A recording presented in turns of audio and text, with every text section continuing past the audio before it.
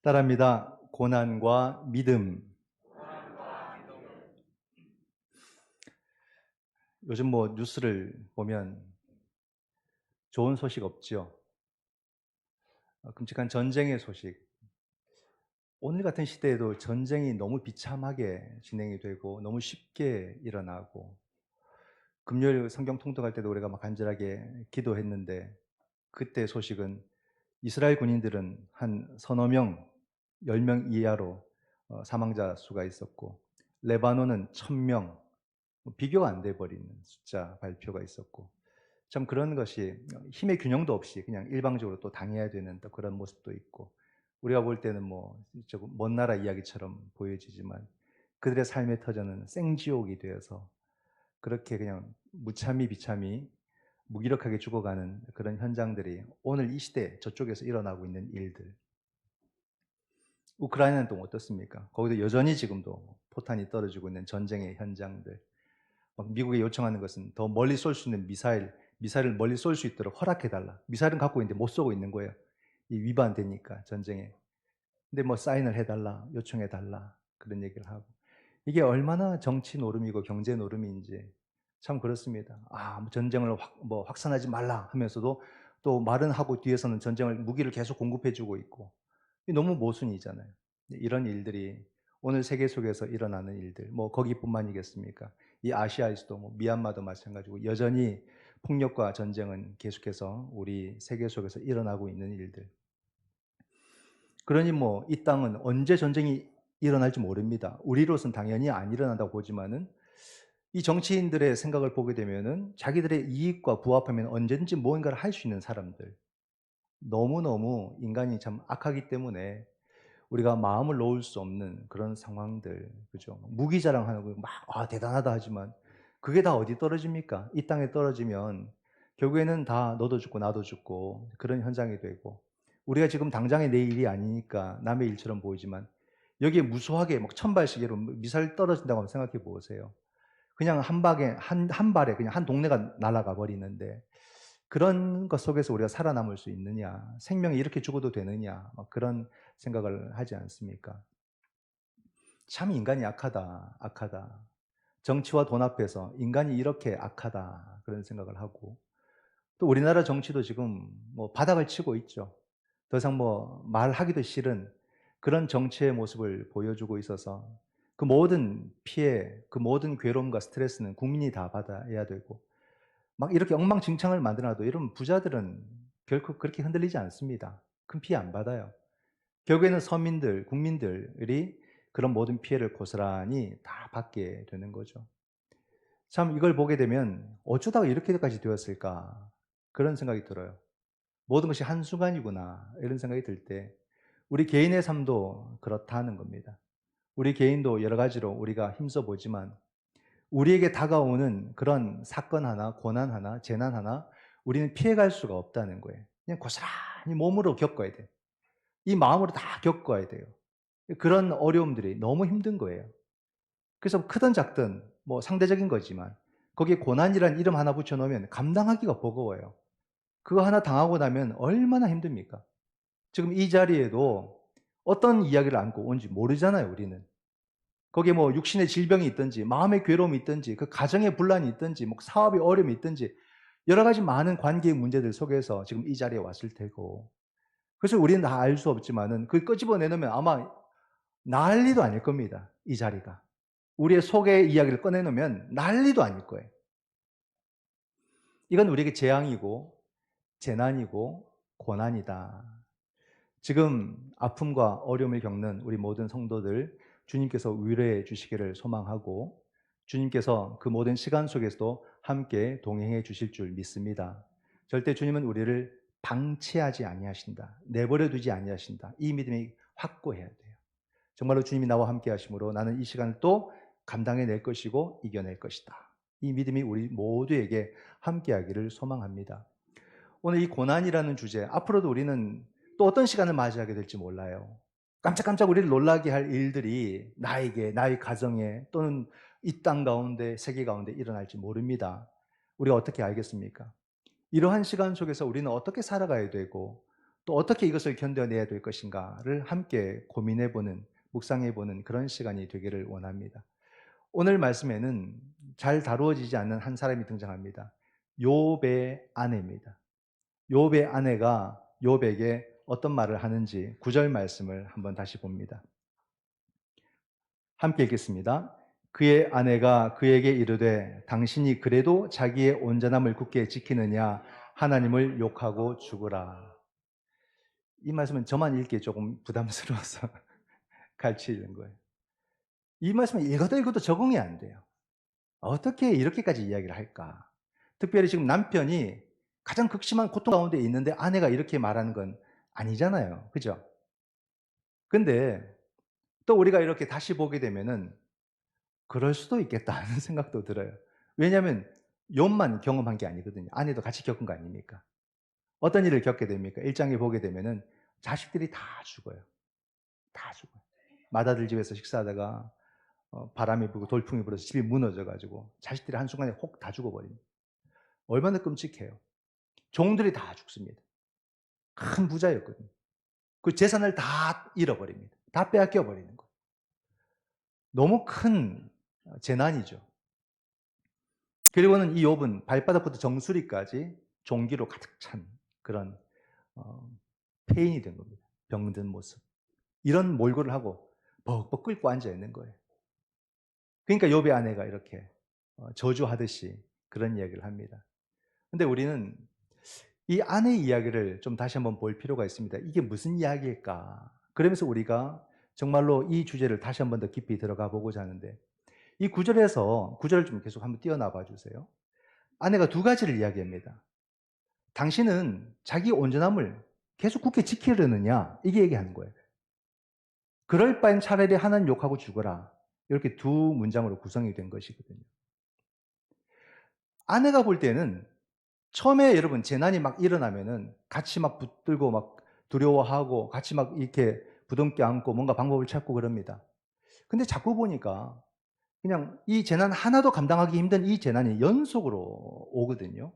계속 와요. 그래서 뭔가 이상한 거예요. 느낌이. 이건 그냥 오는 게 아닌 것 같다. 이런 생각인 거죠. 결국에 나중에 욥이 막 온몸에 병든 이 종기의 모습으로 벅벅 끓고 앉아 있는 걸 보니까 결국에는 내 남편에게 죄가 있는 것 같다. 이렇게 가는 거예요. 죄가 있는 게 아니냐. 원인이 있으니까 결과가 있는 거지. 아니 땐 굴뚝에 연기가 나겠느냐. 이렇게 생각이 든다는 말이에요. 그렇지 않겠어요, 여러분?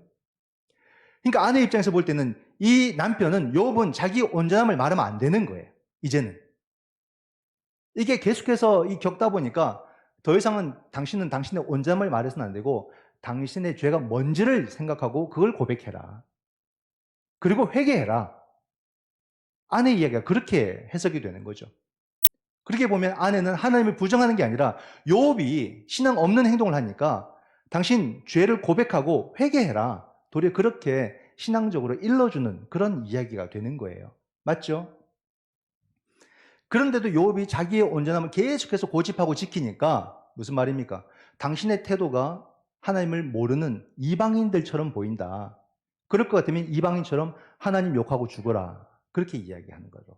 그게 보이잖아요. 그렇게 보면 욥의 아내가 어찌 보면 더 믿음의 사람처럼 보이고 욥의 아내의 그 생각이 이해가 되는 거죠. 이제 남는 게 아무것도 없어요. 모든 게 이제 끝난 겁니다. 가능성이 보이면 뭔가 다시 해보겠지만 가능성은 더 이상 안 보이는 상태예요. 그러니까 남편을 향해서 이렇게 아주 모진 말을 하는 겁니다. 또 나름대로 아내의 그 이야기가 일리가 있는 것은 왜냐하면 여러분 욥기가 왜 이렇게 깁니까? 그 친구들과의 논쟁이 37장까지 나오지 않습니까? 그 뒤에 이제 하나님의 이야기가 나오지만 그 4장에서 등장하는 친구들의 생각도 욥의 아내와 똑같았어요. 그렇기 때문에 욥의 아내의 그 생각도 어느 정도 그 당시에는 일리 있는 생각, 사람들이 일반적으로 할 수 있는 생각이다 이 말입니다. 욥의 친구들이 4장에 보면 옵니다. 엘리바스, 빌닷, 소발 이들이 와서 처음에는 위로하러 왔어요. 위로. 친구 욥을 위로하러 왔어요. 근데 위로는 잠깐이고 그 다음부터는 이 욥을 충고하기 시작합니다. 욥, 이것은 죄의 결과다. 회개하자. 당신이 회개하면 다시 다 회복될 거야. 그렇게 친구들이 이야기를 하는 겁니다. 그러니까 욥은 그 말을 안 받아들이는 거예요. 안 받아들이는 거예요. 그래서 논쟁이 시작되는 겁니다.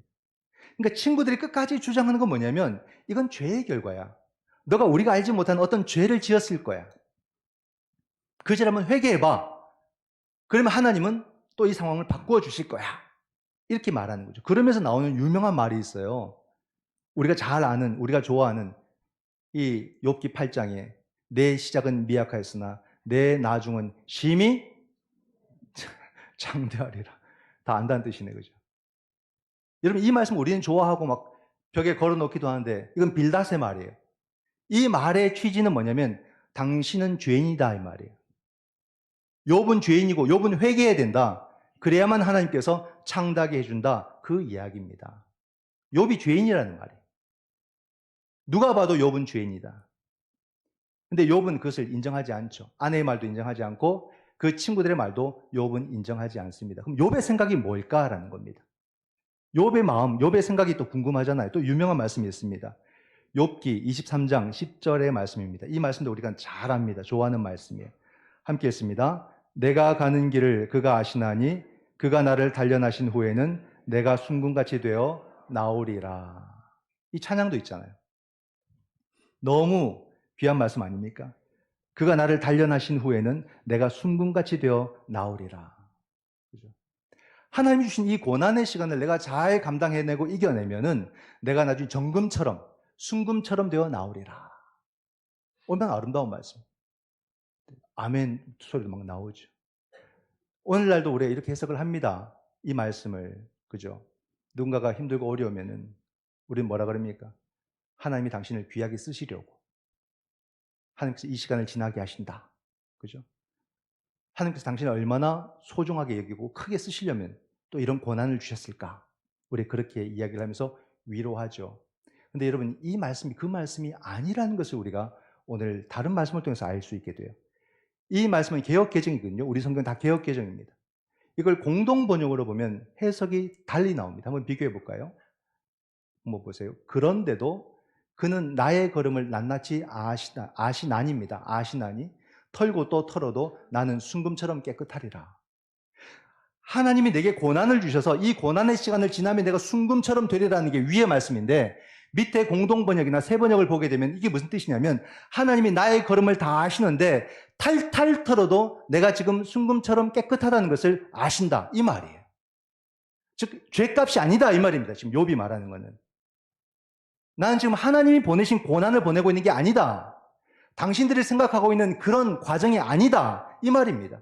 한번 더 털어보세요. 하나님이 털어도 내가 지금 이 순간은 순금처럼 깨끗하다는 것을 하나님이 말씀해 주실 겁니다. 이 말이에요. 원래 검찰이 탈탈 털어도 어떤 것으로 만들어도 죄를 만들지 못할 만큼 내가 깨끗합니다. 지금 그 얘기인 거예요. 완전 다르죠? 느낌이.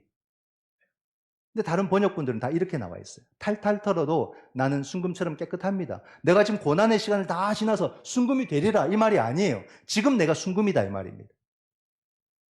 지금 내가 당신들이 어떤 말로 나를 모욕하고 지금 나를 더 괴롭게 하고 이 재난 가운데 있는 나를 더 아프게 후벼 파도 지금 나는 순금 가운데 있습니다. 이렇게 이야기를 한다. 놀랍지 않습니까? 여러분, 욥이 왜 이런 말을 할까요? 정말 자기가 완전해서 그럴까요? 정말 자기가 죄 없는 사람이라고 말을 하는 것일까요? 정말로 자기는 부끄러움이라고 하나도 없는 털어도 먼지 안 나는 사람이라고 말하는 것일까요? 아니에요. 하나님 앞에서 그런 사람이 어디 있습니까? 하나님 앞에서 온전한 사람이 어디 있겠습니까? 지금 욥이 부끄러움을 무릅쓰고라도 이런 말을 하는 이유는 뭐냐면 당신들의 그 사고, 선입견이 틀렸습니다. 이 얘기를 하는 거예요. 모든 아픔을 죄의 결과로 보지 말라는 말입니다.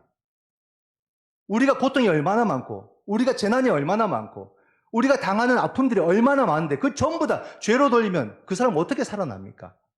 다 네 잘못으로 아픈 거다. 당신의 죄 때문에 그 문제가 생긴 거다 하면은 그 사람은 못 일어나는 거예요. 근데 사람들은 어떤 생각을 갖고 있냐면 모든 질병도 모든 아픔도 모든 장애도 죄의 결과라고 봤다 이 말이에요. 그럼 그 사람이 그 죄의 무게 때문에 어떻게 회복되냐고요. 어떻게 일어나냐고요. 그런 생각하지 말라는 겁니다. 그러나 이것이 유대 사회 속에는 뿌리 깊은 사고였어요. 모든 사람들이 이런 생각을 가졌죠. 신약에도 보면 그 얘기가 바로 나옵니다. 실로암 망대가 무너져서 18명이 죽었을 때 사람들이 곧장 주님께 와서 질문했던 것이 그들의 죄 때문입니까? 이렇게 질문했어요. 헤롯이 사람들을 여러 명 죽였을 때 그들이 또 와서 질문한 것이 주님께 그들의 죄 때문입니까? 이렇게 물었어요. 날 때부터 장애인, 시각장애인을 주님께서 고치려고 하실 때 제자들이 물었습니다. 이 죄가 그의 죄입니까? 그 부모의 죄입니까? 이렇게 물었어요. 이미 그들에게는 그것이 선입견인 거예요. 우리의 부정적인 불행은 모두 다 죄의 결과다. 이렇게 보았던 거예요. 근데 주님께서 뭐라 말씀하십니까? 아니다. 아니다. 하나님은 우리를 막 이렇게 그냥 원인과 결과로 막 기계적으로 막 이렇게 이끄는 분이 아닌 거예요.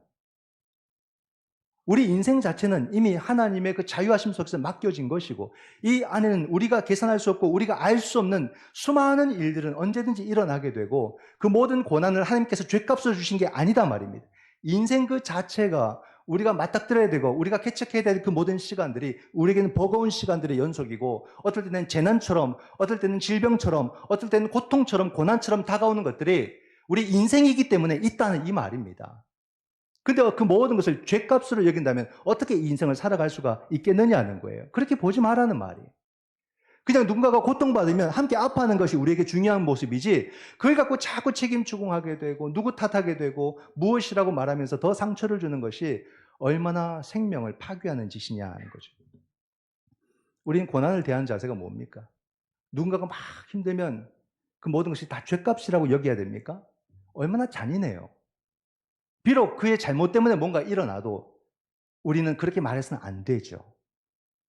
하물며 우리 속에서 어떤 문제로 어떤 영적인 공학적인 문제가 일어나서 이 화학적인 일어나서 이 문제가 발생했는지 우리는 알지 못해요.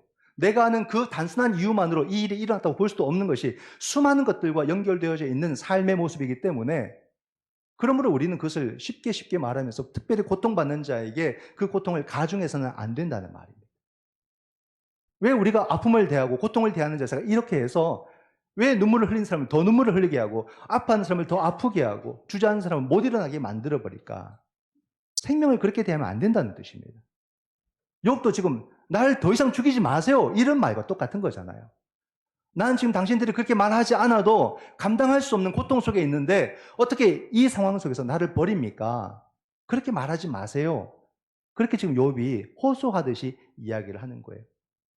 우리는 고난을 어떻게 이해를 해야 되느냐? 아픔을 어떻게 이해해야 되느냐? 아유, 목사님 생각하기 싫어요. 그런 부정 타요. 막 그런 생각하면 고난이 막 없던 고난도 올 것 같고 막 그럴 것 같아서 아예 생각조차 안 하고 살고 싶어요. 그런 마음이 있죠. 여러분, 부정 탄다 이런 사고가 비성경적인 겁니다. 내가 생각했다고 하나님이 주실 분 같으면 얼마나 끔찍해요. 아니잖아요. 우리는 그런 것들을 대비하고 준비할 수 있어야 돼요. 내가 지금까지 그런 정도의 무너질 만한 고난이 없다 할지라도 또 앞으로 어떤 시간이 내게 다가올지 모르잖아요. 그럼 나는 그 시간을 어떻게 감당할까? 그때 내가 어떤 생각을 해야 되고 어떤 자세를 취하고 어떻게 해야 될까? 고민을 해봐야 돼요. 지금까지 내게 아픔이 없었고 어려움이 없었다 해도 우리는 반드시 한 번은 겪어가야 돼요. 내 생명을 잃어버리는 순간을 경험을 해야 된단 말입니다. 내 인생을 끝내는 순간을 우리는 다 경험을 해야 돼요. 그거는 이제 감당할 수가 없어요.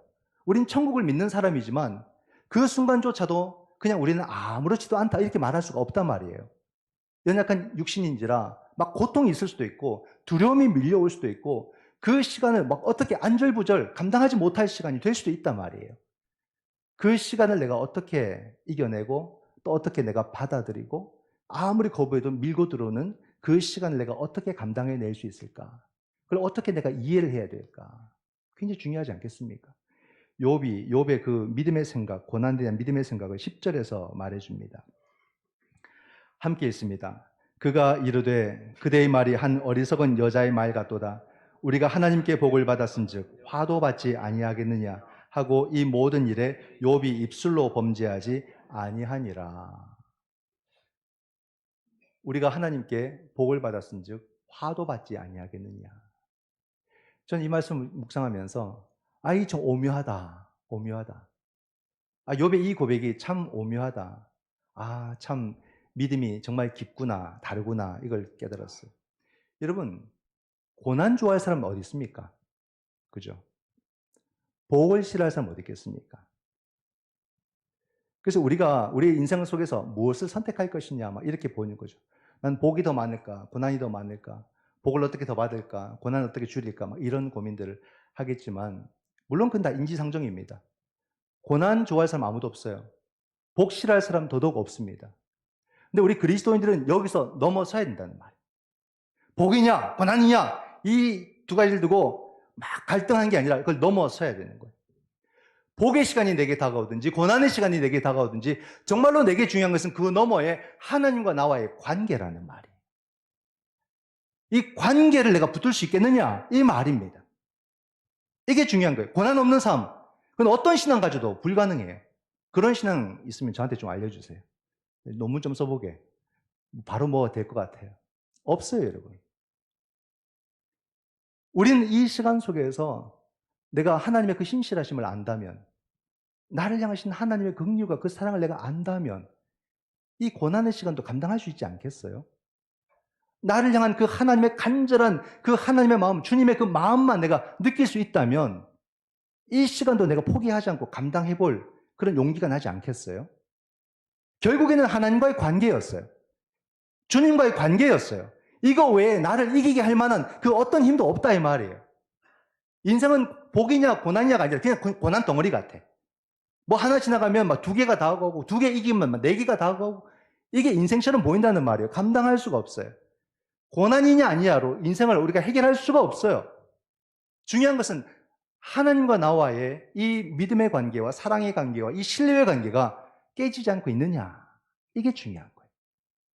주님이 나와 함께 하신 여기에 모든 답이 다 들어있는 거죠. 욥은 성경의 사람이니까 그냥 뭐 그럴 수 있겠지 생각하십니까? 욥에게는 이 고통이요. 그냥 현실이었어요. 끔찍한 현실이었어요. 그 고백도 나옵니다. 한번 볼까요? 제가 몇 개만 찾아봤습니다. 욥기 3장 3절을 보면 내가 난 날이 멸망하였더라면 사내 아이를 배웠다 하던 그 밤도 그리하였더라면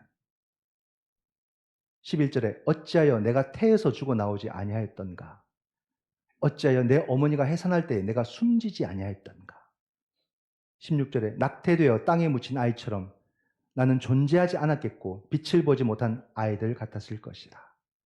26절에 나에게 평온도 없고 안일도 없고 휴식도 없고 다만 불안만이 있구나.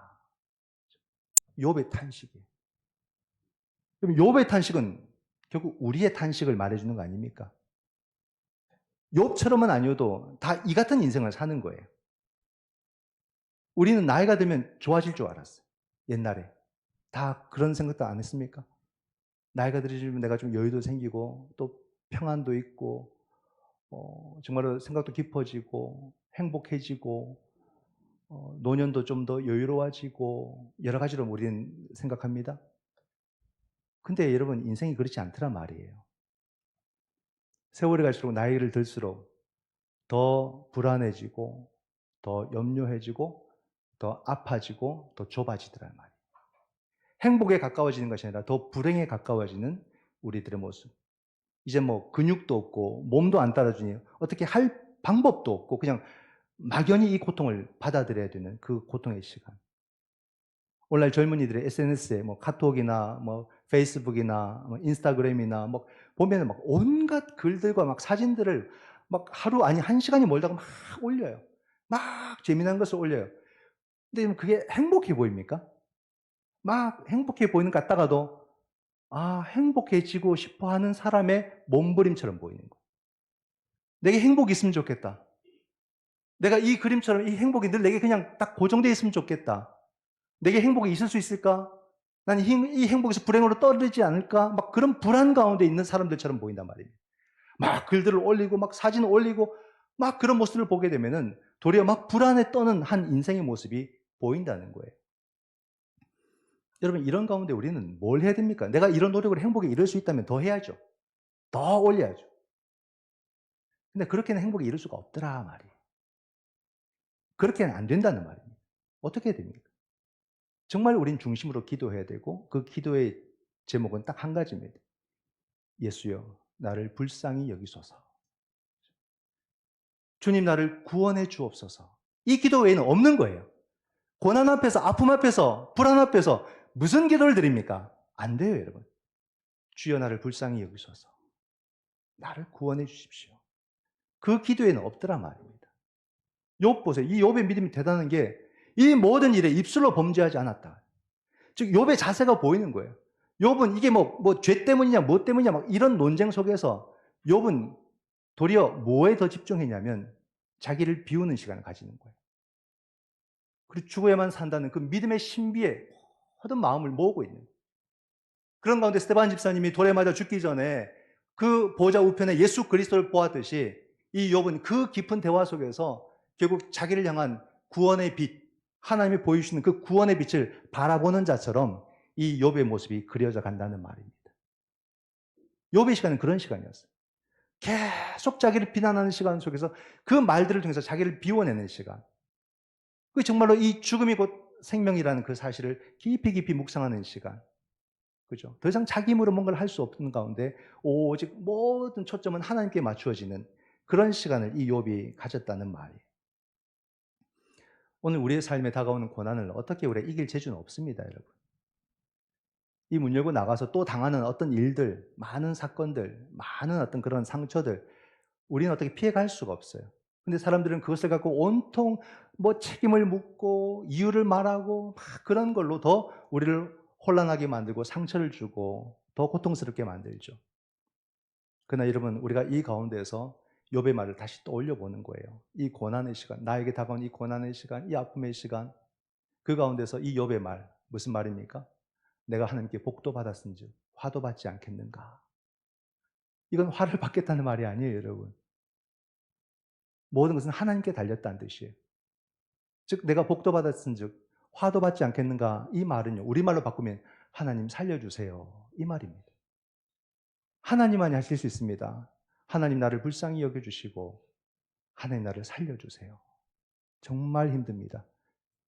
하나님, 내가 하나님을 부정하지 않겠습니다. 내가 이 시간에도 하나님만 바라보고 하나님 통해 다시 일어나고 싶습니다. 하나님 나를 살려주세요. 이게 바로 욥의 고백이었던 거죠. 오늘 하나님께서 우리에게 말씀해 주시는 것은 내가 끝까지 너와 함께하리라. 그러므로 하나님을 향한 우리의 마음을 잃지 않는다면 여러분 고난 없는 인생은 없어요.